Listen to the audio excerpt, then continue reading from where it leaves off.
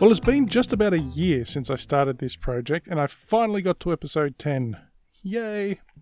We're halfway to my target of interviewing 20 women about how they got started in their field, what they've achieved, and the challenges that they faced along the way. I'm still hoping to hit that target this year, so let's see how we go. This episode's guest is Dr. Eva Plaganyi. Dr. Plaganyi has a PhD in applied mathematics and is a principal research scientist with the CSIRO, looking specifically at ensuring the sustainability and welfare of fisheries and their associated ecosystems. This work has taken her from the Antarctic to the tropics of the Torres Strait. So I've always been interested in science, and I always enjoyed mathematics at school. I was pretty good at maths, but I also loved the natural sciences. And in trying to think what could I do with maths and the natural sciences, it wasn't particularly clear to me, but I knew I wanted to go to university, so I decided just to study both of those and figure it out as I went. Mm-hmm. So it was sort of from an interest in research in general, just always wanting to know more about the natural world and wanting to, improve my mathematics and learn more about just about everything. So yeah, it was sort of from a curiosity, and at that stage of my life, I was mad. Well, I still am mad about whales and dolphins, and I thought maybe I could do something with whales. I had quite a romantic idea about working as a researcher on a boat following whales around, which would have been lovely, but yeah, probably not the most practical way to lead a life with children and family and things. So I do still work on whales, but I found a slightly more practical way to do it. But yeah, it was basically just from a love of two areas, and then starting studying, and then realizing that I could combine those quite fruitfully as I went ahead. So for some people, the thought of doing, marine biology and mathematics doesn't really mesh. How did you make them combine? How did you work them together? Yeah, it took me a little while, to be honest, because at the time when I was interested in it, it wasn't a big thing. And when I looked around for information, it was more about things like how you could use mathematics to describe the patterns in flower petals, for example. And I was like, well, it's not all that interesting.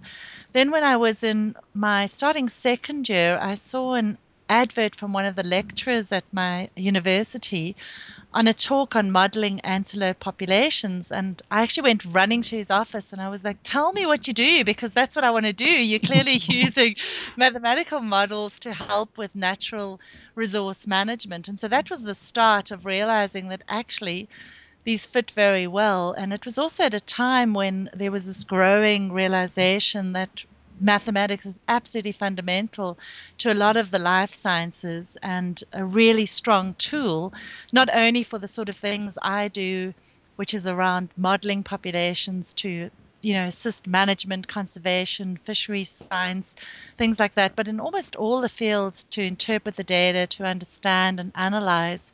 So it really is a real basis. And since that time, there's been a lot more focus on students doing more mathematics as well as statistics, computer science with the life science subjects. So mathematics has a bit of a reputation for being slightly male-dominated. How did you fit into that when you were coming through university? Yes, it was challenging because it certainly was very male-dominated when I was there. And in fact, so I first, as a young lecturer, I started lecturing quite young because, as I say, I'd done the zoology, botany, and applied mathematics. Those were my majors. And it was right when the University of Cape Town was starting a course on teaching mathematics to life science students. And so they wanted somebody who could help with the, examples of where the mathematics fits in. So I started working in the maths department, and I was simultaneously in the zoology department at the time. And from there, I went on to eventually have a sort of tenured lecturer position. But I was one of two sort of permanent females on the staff out of about 30 males. Mm. And I was the only one at that stage that sort of had children as well. So there were a lot of challenges in working in the sort of very male dominated world, and it's continued actually, because although in the life sciences we have a lot of women, but a lot of the more mathematical areas like fisheries modeling have traditionally been more male dominated, and so I can often be the only woman in a room, and it is challenging, because I think what's hard, it's the subtle things to me that are hard. It's men have a slightly different way of communicating sometimes, or they can be a bit more forceful and have different ways of putting things across. And as a woman, I'm quite extrovert, so I've managed to survive. But some of my slightly quieter female colleagues have battled to sort of have their voices heard. Um, so, so definitely there remain challenges. I mean, there remain challenges in women in my field being in senior positions, although we do have a lot of young women coming in now. But again, you have a lot of men at the top, and most of them are very nice, but it can be challenging, and they don't always understand, some of the subtle differences around being a woman. So you say that in the life sciences there's a much higher percentage of women in. So does that make things easier for you? Yes, well, I guess it varies where you go, because as I say, there's some areas where it is quite male dominated, and then you go to some other of the more social science areas where it's more female dominated. Some of the field work is more male dominated. The quantitative sort of fisheries assessment areas are typically more male dominated. So I move between all of those. So nowadays I tend to move between different fora. But I do work, for example, most of my work's in the Torres Straits up in northern Australia. That's a terrible place to work. Oh, yes, it's really tough. Yes, I'm very fortunate to work in that area. But again, I do the assessment of the tropical rock lobster fishery together with my team. And all the fishes that I talk to are male, so it's very sort of male dominated in terms of the stakeholders that I'm working with sometimes as well.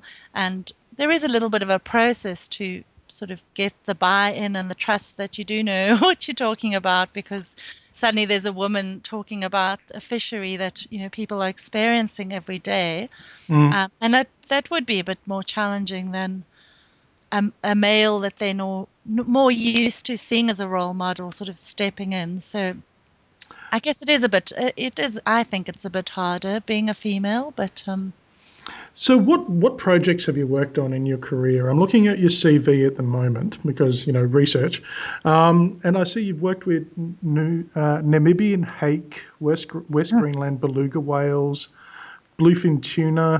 What have you been doing with them? yes, so that's research I did quite a while back, mostly when I was based in South Africa. I've been in Australia now for 9 years, but throughout the last 20 years, I've worked, as you say, internationally as well.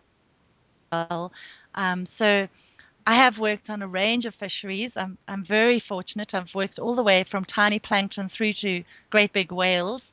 I worked for many years on Antarctic ecosystems and was fortunate to do a long research cruise down to Antarctica.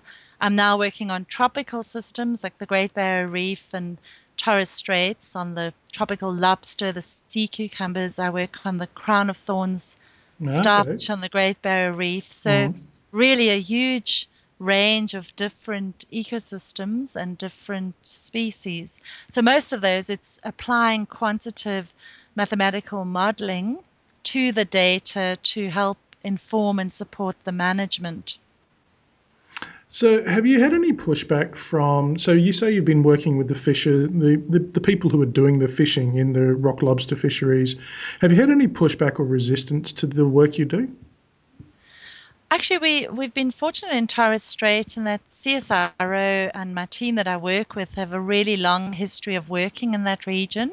And so there is a lot of trust and mutual respect for the work in that region, which has been fantastic. And that relationship has changed over time, because more recently with the native title claims and greater expressions of wanting more ownership of the fishery, we've been working more closely with the fishers and with the traditional owners to try to actually take into account some of their socio-cultural considerations as well as their local knowledge, in merging that with some of the sort of state-of-the-art scientific techniques that are used around the world to try to put together the best management possible that's also adapted in a local context and has the buy-in and ownership. So it is actually a real success story up there in working closely with a community that really care about their fishery resources. And as a result, they're very open to science contributing to that and complementing, and then needing to mesh with some of their local sort of customs, and they have their own local management systems as well, which sort of complement some of the other management measures. So that one's a real success story in many ways. The fishery's doing fantastically. Very cool. What's your favourite thing about the work that you do? I think just that I love it. I mean, I love the natural world, so whether it's birds or whales or fish, and because I'm so passionate about it, I really want to try to make a difference to, the conservation, but at the same time, I care about people. So, I don't want to just lock everything away and no one can have access. So I'm really passionate about us using resources sustainably, still having beautiful places to go and conserving species, but also taking care of people's livelihoods. And the scientific field that I found myself in and the opportunities at CSIRO mean that I can actually contribute to sort of moving forward in that, to helping manage some of those fisheries sustainably, and not forgetting about the people too that rely on it. So for me, it's very rewarding that you actually making a bit of a difference, and it helps that you get to travel to nice places in the Torres Straits too. Oh yes, I'm sure it helps. I'm actually jealous of the fact that you got to go on an Antarctic cruise.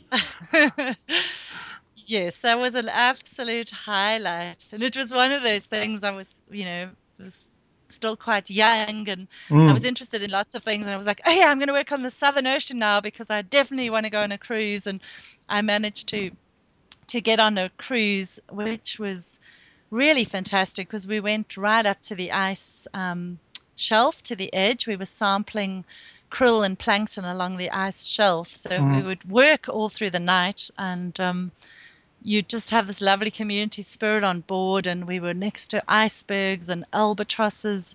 It was one of the most amazing experiences. Really nice. I am now insanely jealous. I won't tell you about the orcas and the whales. Oh, no. So you were born in South Africa. Yes. And you did most of your university education in South Africa, and then you came to Australia. Yes. What was the cultural difference like for you? Well, we chose Australia obviously because it has quite a small cultural difference, and also because we like the weather here and a number of other things. But the cultural difference, I guess it wasn't as great at CSIRO because we employ a lot of international people. So probably about half of the scientists are international. So we have quite a mixed bag of people. But in terms of the actual sort of Aussie culture, I think the challenging thing was some of the subtle differences. And one of the classic one that illustrates it is my daughter came home from school and she said she'd got into trouble because she hadn't done her homework. So I said, well, why didn't you do the homework? And she said the teacher said it would be nice if you did this. And in South Africa, the teacher would say you must do this. And South Africans slip up all the time saying you must do X or Y, and then we're seen as being very rude and blunt. And there are things like that you learn over time, that there are different ways I need to ask my team to help with tasks on projects and things like that. So there are a few things you learn. The barbecues were great because they were just like our braais back home, and the sporting culture is similar to South Africa. Sport is just huge. The outdoor lifestyle. I think the other big one though was just the the greater sort of uptake of technological devices at that stage. So my children had never had TV, phones, Wii's, iPads, any of that. And it was a complete shock coming into a culture where they didn't just run around barefoot playing. They had to kind of tech themselves up to keep up with the other children. So there were a few things like that which were a bit challenging. I bet they adapted quickly, though. Oh, they did, yes. Yes, they did. No, but generally we've loved living here, and I guess just feeling safe has been really good. Not worrying about my children. And even funnily enough, because in Africa we did spend a lot of time in the bush. Sometimes when I'm walking and it's getting late, it suddenly dawns on me I don't have to worry about leopards or lions. It's quite safe, apart from the snakes, but they're similar to South Africa. Snakes, spiders, drop bears. There we go. Yes, and I've certainly enjoyed learning about drop bears and all the other terrors of Australia. I do like the Australian culture and sense of humour, I must say. We've slotted right into that. Very nice. Now, what would you like to? So the terrible question that you get asked at every interview: where do you see yourself in 5 years? Well, this is the fantastic thing about my job, is that I really hope I get to keep doing what I'm doing, which is interesting research on, a number of systems around Australia. So I have, I have some projects I'd like to do. I love doing what's called ecosystem modeling. I have a project called MICE. That's what I call my pet project. MICE are models of intermediate complexity for ecosystem assessments. So they're models that we use to try to look at all the ecosystem interactions in marine systems. And that's to sort of expand around our current fisheries models and look at some of the broader ecosystem interactions that are important to consider as well. And there's an increasing sort of uptake of these models into some of the management, and that's one of the areas I'm really interested in and would like to grow that area of my research. An example is with forage fish, so sardines and anchovy, which are used in a wide range of sort of aquaculture feeds and pet feeds and so on as fish meal, but the populations of those have been overfished around the world, and at the same time they're really important for predators like whales and seabirds, dolphins, well, not so much dolphins, but a range of fish and things in the ecosystem. And so when people harvest those, we need to have an idea of how many to leave for the other predators in the system. And that's the kind of research that I'm interested in doing more of, sort of looking at the broader ecosystem. And the foundational species and how it affects if you take too much of them out. That's right. Yes, exactly. So, just interested in continuing and building on some of the research I do. I love working with the teams that I work with at CSIRO. We work with very multidisciplinary teams, which is a bit different to when I was at the university. We worked in, smaller, more focused teams or more on your own.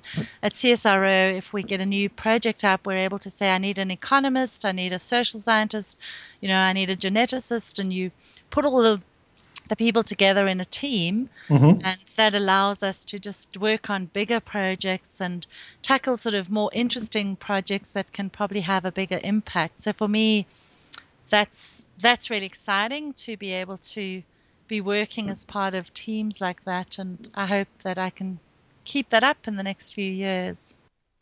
My thanks once again to Dr. Plaganyi for taking the time to chat. I'm extremely jealous of the places that her work has taken her. Antarctica, Torres Straits, everything in between, south coast of South Africa. Well, that about wraps it up for this episode. Just remember, if you know of a woman in the science, technology, engineering, maths and medicine fields who you think would be a good match for this podcast, then shoot me a message at james@angrybeanie.com. Oh, and one more thing. If you really like this project or some of the others that I've done in the past, you can help support it by contributing to the Angry Beanie Patreon. That's at patreon.com/angrybeanie.